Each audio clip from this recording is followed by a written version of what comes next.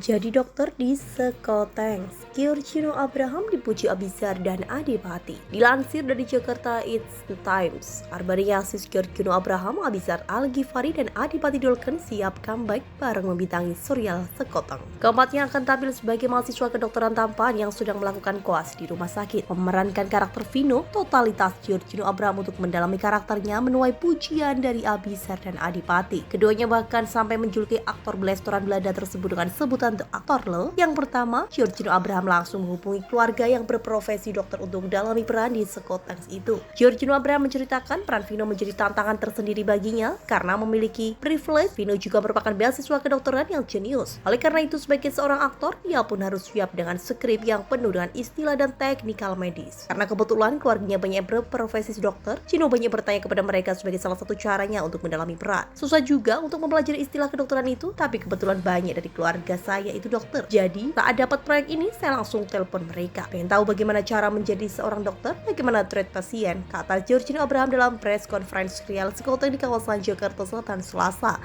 24 September 2024. Yang kedua dijuluki The Aktor oleh Abizar dan Adipati.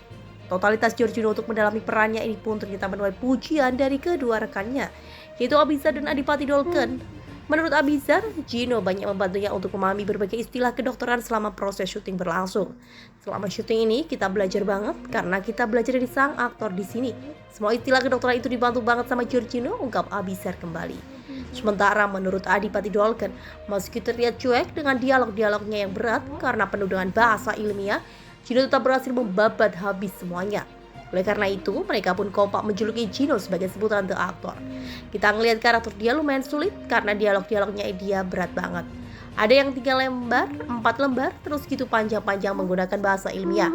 Kita mikir nih, orang gak pernah ngulik nih, apalagi kita. Nih orang cuek tapi gak taunya pas tag cuma sekali atau 2 kali tag doang. Cukup banget, makanya kita ngomongnya The Aktor, pungkas Adipati lagi.